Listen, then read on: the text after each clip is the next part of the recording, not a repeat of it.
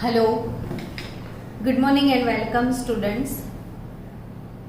तुल्यदળ topic જે ચાલી રહ્યો છે આપણે લાસ્ટ 2 લેક્ચરમાં તુલ્યદળમાં મેં તમને એસિડનો તુલ્યદળ કેવી રીતે શોધી શકાય, બેઝનો તુલ્યદળ કેવી રીતે શોધી શકાય અને ક્ષાર માટે આટલી 3 વસ્તુ તમને શીખવાડી હતી. તુલ્યદળ, ઇક્વિવેલન્ટ માસ, એસિડ, બેઝ અને ક્ષાર એ પતી ગયું છે.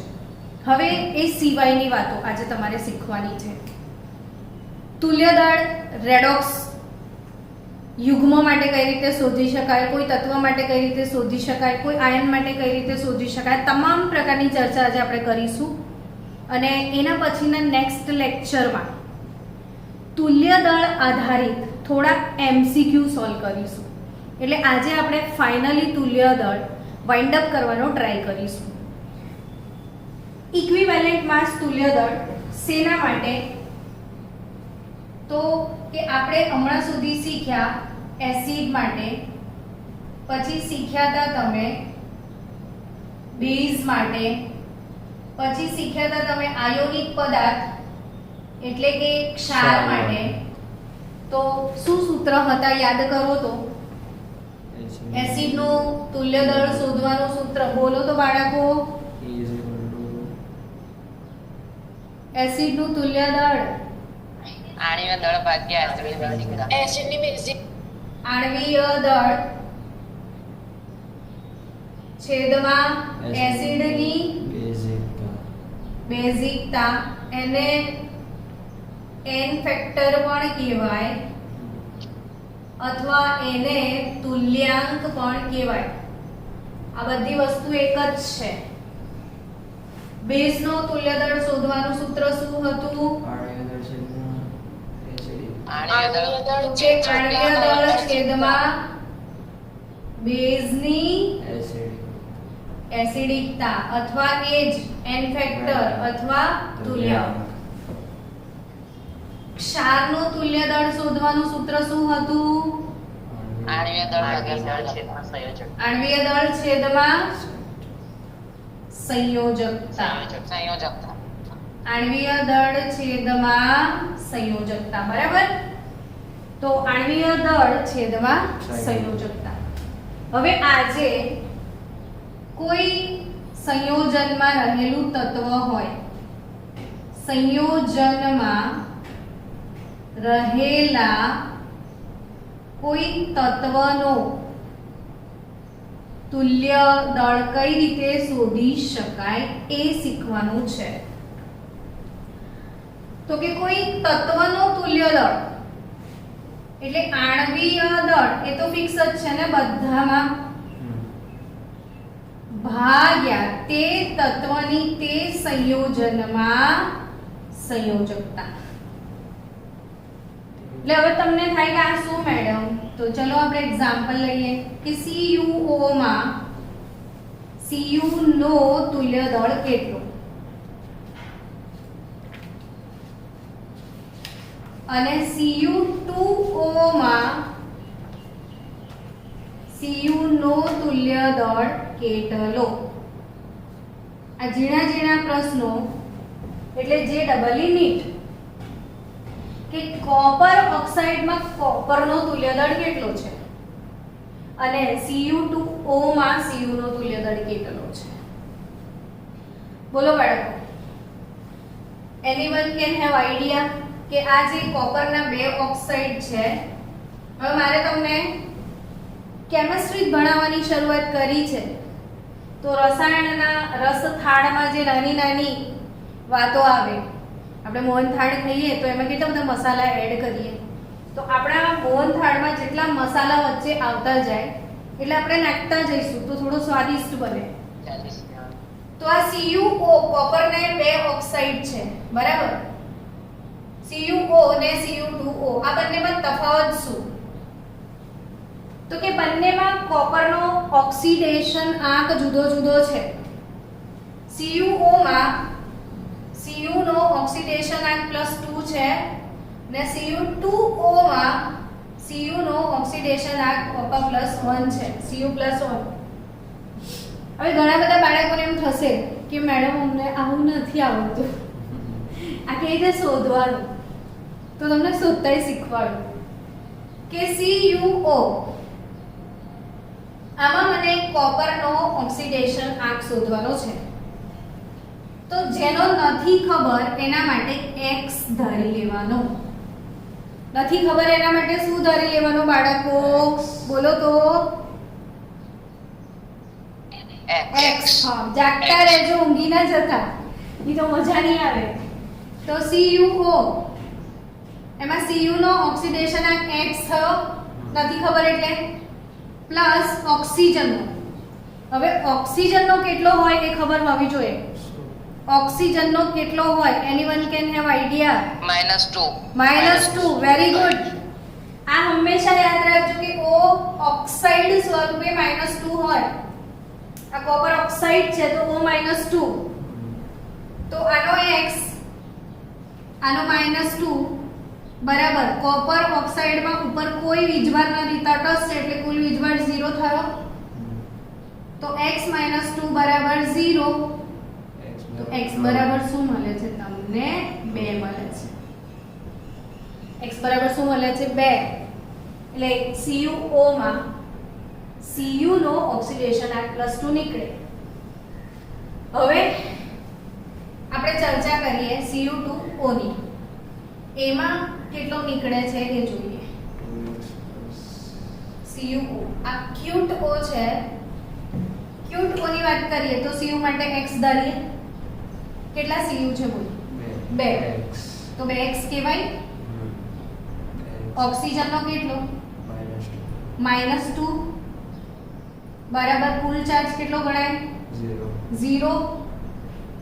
2x બરાબર 2. તો x બરાબર +1 થાય.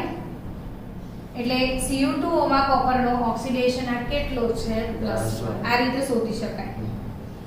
તો CuO માં કોપરનો ઓક્સિડેશન આંક +2 છે. ઓક્સિડેશન આંક એટલે આને તમે સંયોજકતા પણ કહી શકો છો, ખબર છે ને? તો CuO માં Cu નો ઓક્સિડેશન આંક +2 છે ને આમાં Cu નો ઓક્સિડેશન આંક +1 છે. હવે જો નીટ લેવલે આવો ક્વેશ્ચન આવે કે CuO માં Cu નો તુલ્ય દળ કેટલો, તો CuO માં Cu નો તુલ્ય દળ શોધવો હોય તો કોપર નો તુલ્ય દળ શોધવા માટે કોપરનું દળ CuO આખાનું શોધવાનું નથી કીધું. CuO આખાનું નહીં, હું CuO માં Cu નો સમજી રહ્યો છું. તો કેવી રીતે મળશે? તો કે કોપરનું દળ પરમાણુય દળ 63.5 હોય છે. કોપરનું પરમાણુય દળ કેટલું હોય છે? 63.5. ટેક્સ્ટબુક ની પાછળ એપેન્ડિક્સ માં મળશે તમને. તો કોપરનો તુલ્ય દળ કોપરનો 63.5 ને Cu2O માં Cu +2 O -2 છે તો ભાગ્યા 2. 63.5 ભાગ્યા 2 શું આન્સર આવે છે? તો 31.8. ચલો Cu નો તુલ્ય દળ આમાં શોધીએ. તો આની અંદર 63.5 કોપરનો પરમાણુય દળ 63.5 તો છે જ, ભાગ્યા એનો ઓક્સિડેશન આંક આમાં 1 છે તો આમાં કેટલો હશે? 63.5. સમજી રહ્યા છો છોકરાઓ? તો આ બહુ જ સરસ વાત છે કે કોઈ સંયોજનમાં રહેલા તત્વોનો તુલ્ય દળ કેવી રીતે મળી શકે. તો કોપર ઓક્સાઇડમાં કોપરનો તુલ્ય દળ 31.8 આવે, જ્યારે Cu2O માં Cu નો તુલ્ય દળ કેટલો આવે? 63.5. લખી લીધું છે બધા બાળકોએ?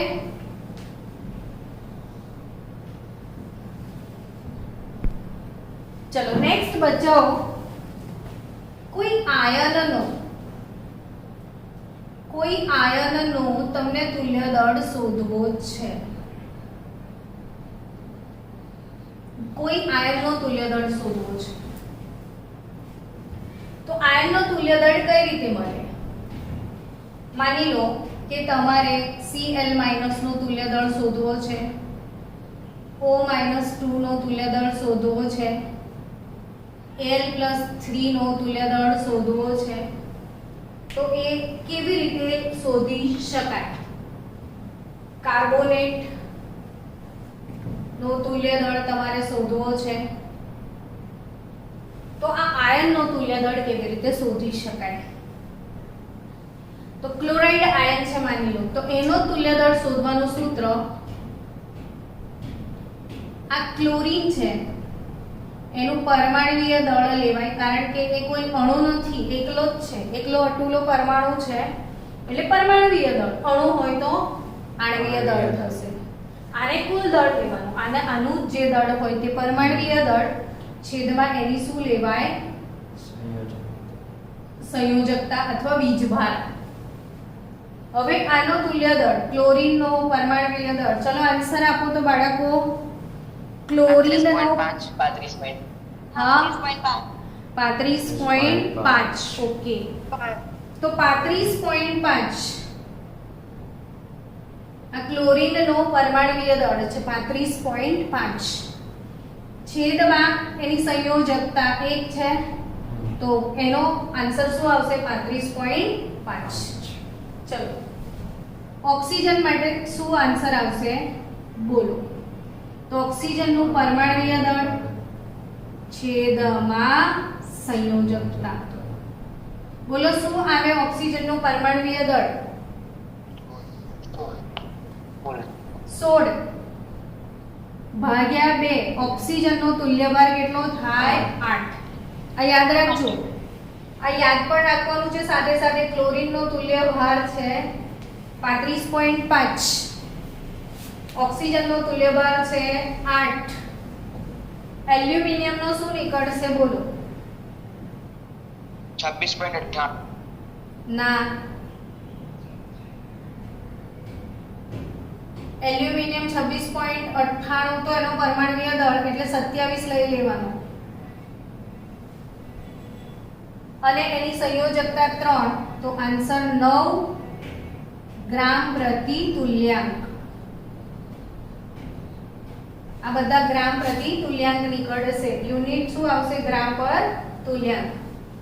ચલો Al+3 નું થઈ ગયું. કાર્બોનેટ નું શું કરીશું બોલો?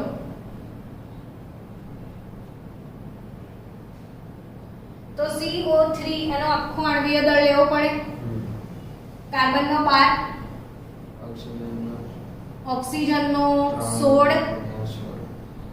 16 તારી 48 + 12 ભાગ્યા સંયોજકતા 2, ઓવરઓલ વીજભાર, તો 16 તારી 48, 48 ને 2 50 ને 10 60 ભાગ્યા 2, તો 30 ગ્રામ પર તુલ્યાંક. કેટલો આન્સર આવશે? 30 ગ્રામ પર તુલ્યાંક. તો આ સ્ક્રીનશોટ લઈ લો, લખી લો બાળકો. હું શું શીખવાડી રહી છું તમને? આયનનો તુલ્ય દળ. આયનનો તુલ્ય દળ, તો આ ક્લોરાઇડ નો તુલ્ય દળ 35.5, ઓક્સિજન નો 8, એલ્યુમિનિયમ નો 9, કાર્બોનેટ નો, ટૂંકમાં આવા આયોનિક સ્પીસીસ હોય, આયનો હોય તો એનું કુલ દળ છેદમાં એનો વીજભાર અથવા સંયોજકતા, તો તમને શું મળશે? એનું તુલ્ય દળ મળશે. ચલો નેક્સ્ટ. ચલો સ્ટુડન્ટ્સ, હવે કંઈક ખાસ, જાગી જજો બધા જ. Very very very very very most IMP concept, very very very most IMP. તમને એનું મહત્વ બહુ ધીરે ધીરે સમજાશે અને યાદ રાખતા નથી, બાળકો ભૂલી જાય છે વારે વારે. એટલે આજે મેં વિચાર્યું કે થોડું ધીરે ધીરે ભણાવીશ આ વસ્તુ, પણ હું જેટલું આજે શીખવાડું છું એ આખું ટોપિક તમે 5-5 વાર મને લખીને મોકલજો. જો તમને મેં એસિડના ફોર્મ્યુલા 5 ટાઈમ કીધા હતા, તમે ડ્રો કર્યા, ઘણા બધા બાળકોએ મને 5 ટાઈમ લખીને મોકલ્યા છે ને ઘણા બધા બાળકોએ સ્ટીલ કોઈ હોમવર્ક મોકલ્યું નથી. એટલે આવતીકાલે મારો લેક્ચર શરૂ થતાં પહેલાં હું કોઈ પણ વિદ્યાર્થીને એમ કહીશ કે તારું હોમવર્ક બતાય. એટલે દરેક વિદ્યાર્થીઓ કાલે હોમવર્ક લઈને રેડી રહેજો. આપણને રુદ્ર કાલે યાદ કરાવજો. પહેલું શું ચેક કરવાનું છે? બધાનું હોમવર્ક. સ્ટુડન્ટ, બહુ જ મોસ્ટ બહુ જ મોસ્ટ ટાઈમ ટોપિક છે રેડોક્સ પ્રક્રિયાઓ અને એમાં ઓક્સિડેશન આ કેવી રીતે શોધી શકાય. એટલે પાછો તમારા મનમાં પ્રશ્ન આવ્યો કે રેડોક્સ એટલે શું? રેડોક્સ એટલે રીડ પ્લસ ઓક્સ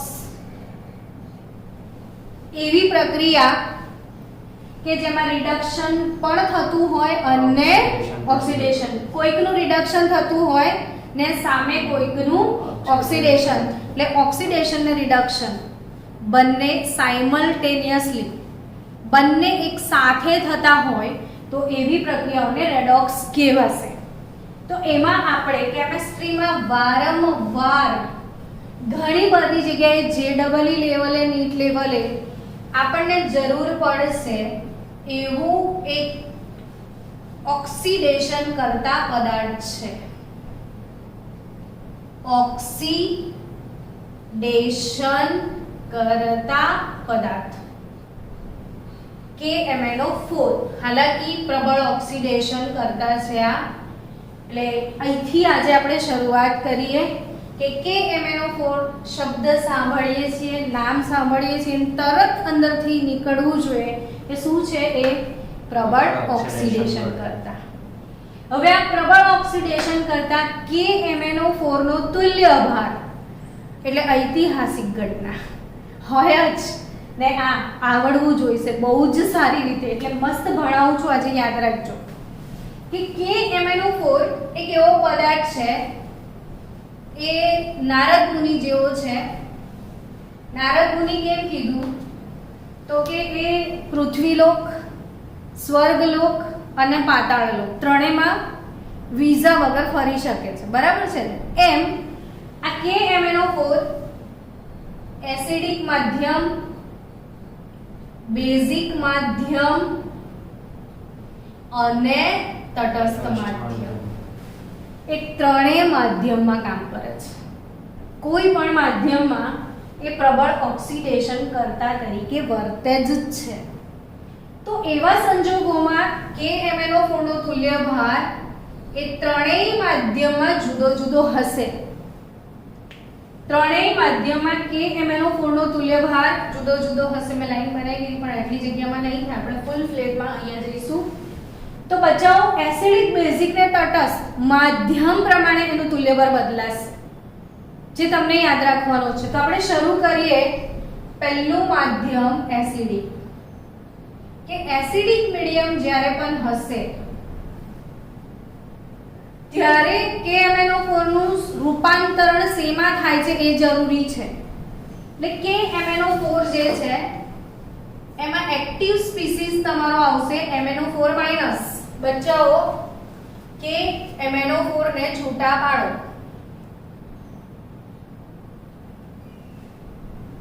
ચલો KMnO4 ને છૂટા પાડીને આપો. ચલો સ્ટુડન્ટ્સ, KMnO4 આનું આયનીકરણ મતલબ એના ધનાયન અને ઋણાયન કયા કયા છે એને છૂટા પાડીને બતાવો મને ક્લાસમાં. ચલો fast. K+1 MnO4-1. K+1 MnO4-1. આનું નામ કોઈ જાણે છે? મેંગેનેટ. મેંગેનેટ આયન. બહુ જ ફાઇન, બહુ જ ફાઇન. મેંગેનેટ આયન સરસ કહેવાય.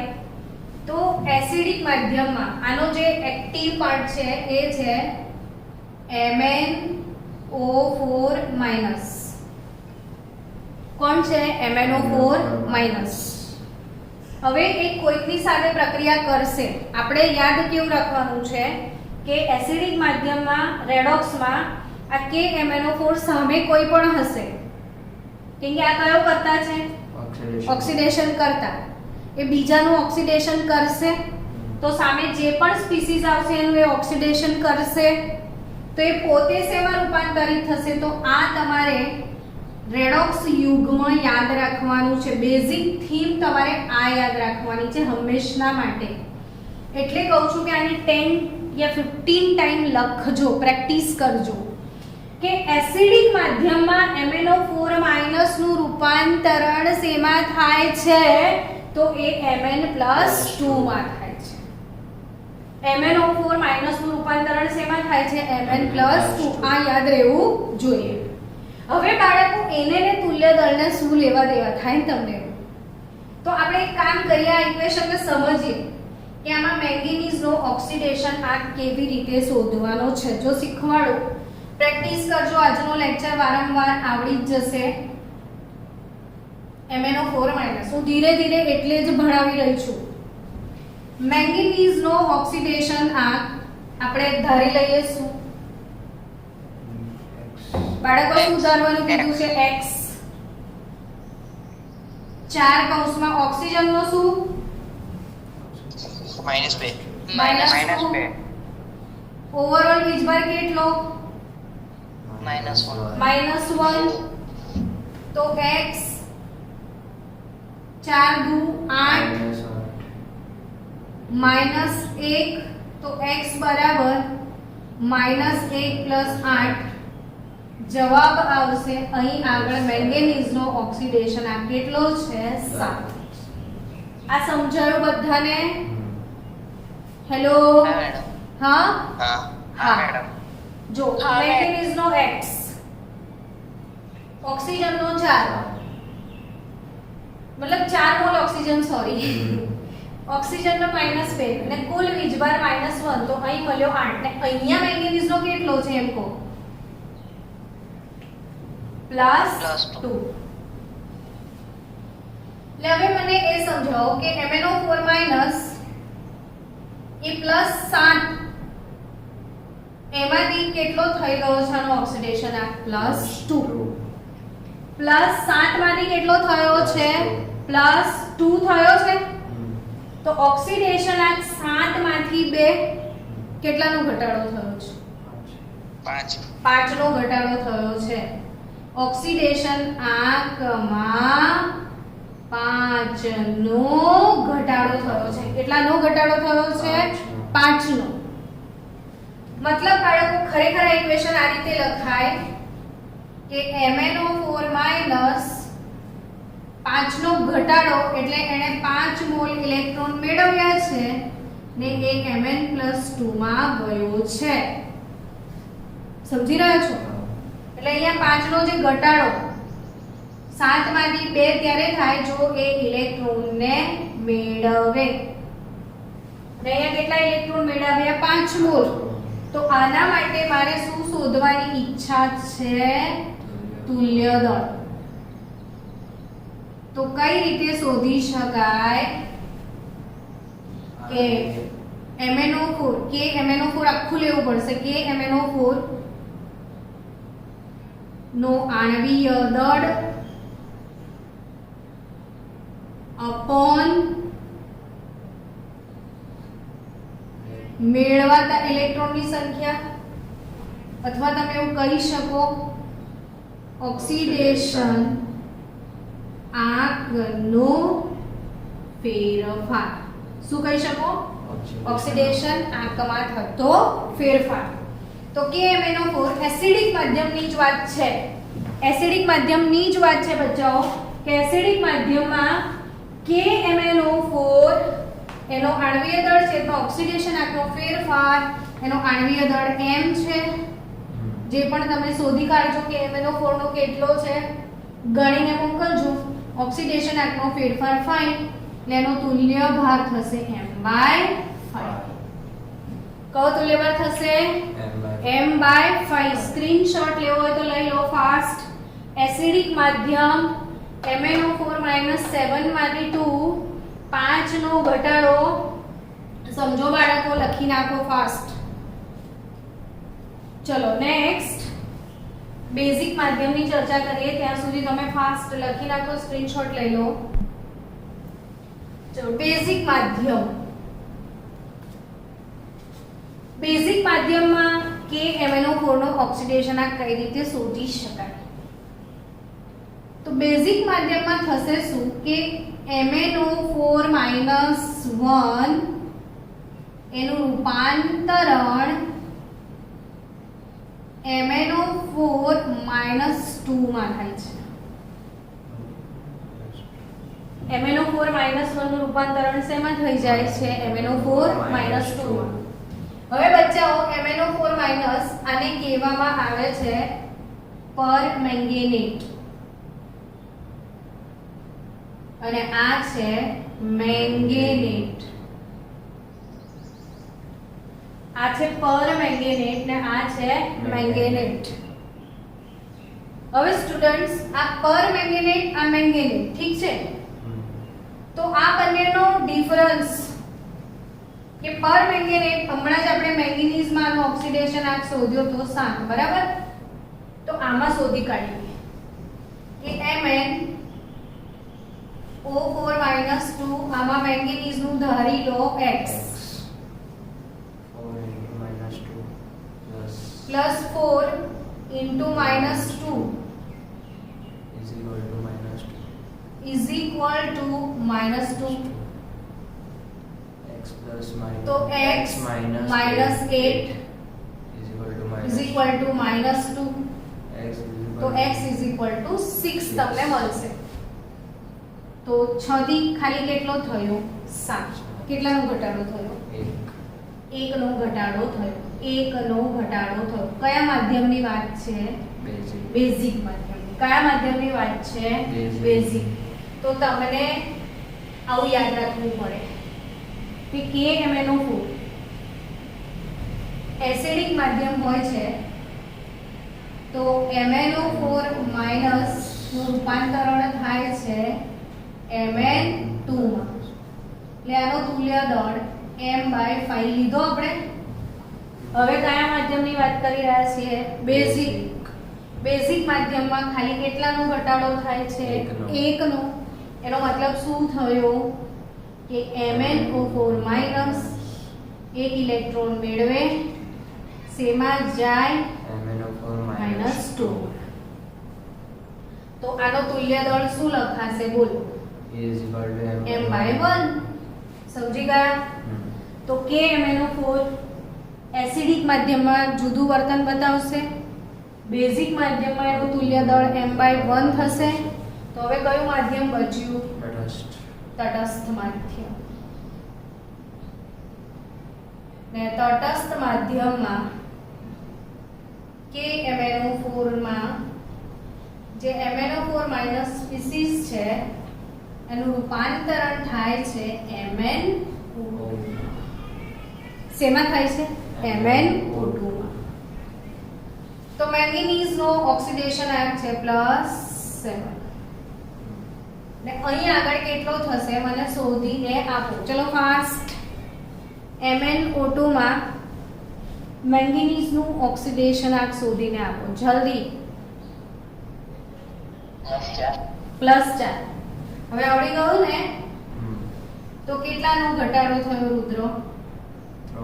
3 નો ઘટાડો. કેવી રીતે લખાયો? -+3 મોલ ઇલેક્ટ્રોન gives MnO2. તો આનો તુલ્ય દળ આણ્વીય દળ. તુલ્ય દળ બરાબર શું? આણ્વીય દળ ડિવાઇડેડ બાય 3. તો બચાવો આ એક અગત્યનો સ્પીસીસ હતો તમારા માટે. રેડોક્સ પ્રબળ ઓક્સિડેશન કરતા KMnO4. એવું યાદ રાખજો કે આ સૌથી સારો ઓક્સિડેશન કરતા એટલા માટે છે કે ત્રણેય માધ્યમમાં કામ કરી શકે છે ને ત્રણેય માધ્યમમાં એ કેવી રીતે વર્તે છે એક કપલ તમારે યાદ રાખવું પડશે કે એસિડિક માધ્યમમાં MnO4- નું રૂપાંતરણ શેમાં થાય? Mn+2.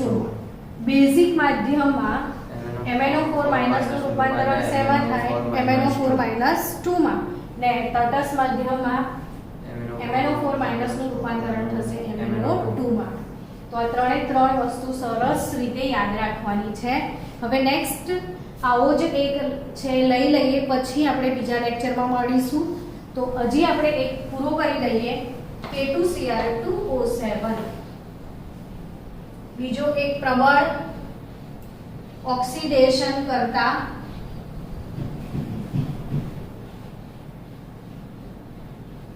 સમજી લઈએ. પ્રબળ ઓક્સિડેશન કરતા ચાલુ છે. હા, પ્રબળ ઓક્સિડેશન કરતા K2Cr2O7 આ પણ તમને 12th બોર્ડ JEE નીટ ભૂલ્યા વગર યાદ રાખવાનું છે. K2Cr2O7 આપણા બોર્ડમાં પણ આના રિલેટેડ ઘણા બધા ચેપ્ટરમાં ઢગલો ક્વેશ્ચન પડેલા છે ને KMnO4 ને K2Cr2O7 આના તમામ પ્રકારની પ્રક્રિયાઓ, એની બનાવટ, એના ગુણધર્મો, એનું બંધારણ આપણે 12મા ધોરણમાં D અને F વિભાગના તત્વોમાં આવશે જ. આખું ખાનદાન એનું આવશે. એટલે આપણે પહેલા દિવસથી આને ચાલુ કર્યો છે. K2Cr2O7 આમાં ઋણ આયન કયો? તો 2K+ ને ઋણ આયન Cr2O7 -2. કોઈ છે ક્લાસમાં જેનાનું નામ ખબર હોય? Potassium dichromate. ડાયક્રોમેટ. કયો આયન છે આ? Dichromate ion. આને બહુ ડાયો છે. આ એક જ માધ્યમમાં કામ કરે છે. ફક્ત કયા માધ્યમમાં કામ કરે? એસિડિક. ફક્ત કયા માધ્યમમાં કામ કરે? એસિડિક. ને એસિડિક માધ્યમમાં આ ડાયક્રોમેટ જે છે એનું રૂપાંતરણ ક્રોમિયમ 3 માં થઈ જાય છે. આ કપલ તમારે યાદ રાખવું પડે. 25 ટાઈમ લખી દેજો, આવડી જ જશે. Cr2O7 -2 નું રૂપાંતરણ શેમાં થાય? 2Cr+3. આ પ્રેક્ટિસ માટેનો સેશન છે, ફૂલ્લી યાદ રાખજો. તો આમાં Cr2O7 માં ક્રોમિયમનું ઓક્સિડેશન આવે. શોધી કાઢો. ચલો X મૂકી ને ક્રોમિયમનું ઓક્સિડેશન આ શોધીને આપો.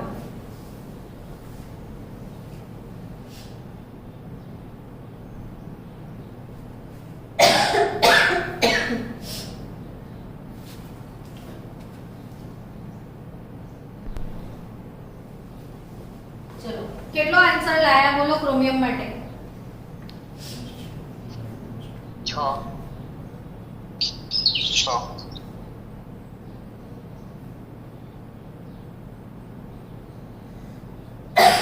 +6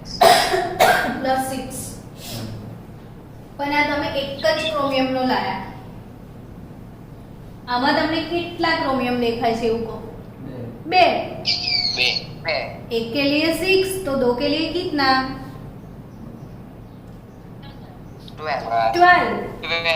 12 हो गया. और इथे 3 2 6 3 2 6 કેટલાનો ગ ટા ડો? 6 નો ઘ ટા ડો થાય. તો આ સમીકરણ કઈ રીતે લખાય?